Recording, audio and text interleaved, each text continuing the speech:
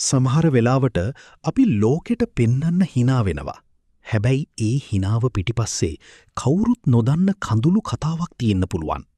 මතක තියාගන්න හැම හිනාවක්ම සතුට නෙවෙයි. අපි හැමෝම හොඳින් ඉන්නවා කියලා රඟපාන්න දක්ෂයි. යාළුවෝ එක්ක ඉද්දී, ඔෆිස් එකේ ඉද්දී අපි ලස්සනට hina වෙනවා. හැබැයි තනි වුණාම දැනෙන ඒ බර, ඒක දන්නේ ඔයා විතරයි. තව කෙනෙක්ව සතුටු කරන්න hina වෙන එක තරම් තව වෙහෙසක් මේ ලෝකේ නැහැ. සමහර hina තියෙනවා.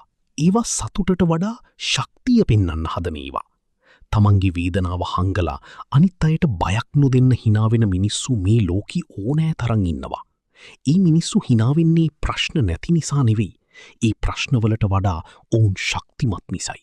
ඉතින් ලෝකෙට පීන්න hina වෙනවට වඩා හිතට දැනෙන සතුටක් හොයාගන්න. අනිත් අයගේ hinaව ඇතුලේ තියෙන වේදනාවත් අඳුරගන්න උත්සාහ කරන්න. මොකද මේ ලෝකෙට ඕනි විස්මුහුණු නෙවෙයි. එකිනෙකාට දැනෙන මනුස්සකමයි. ඔයාගේ හිනාව පිටිපස්සේ ඔයාව තීරුම් ගන්න පුළුවන් යාළුවෙක් ඉන්නවා නම් මේ වීඩියෝ එක ඒ කෙනාට ෂෙයා කරන්න.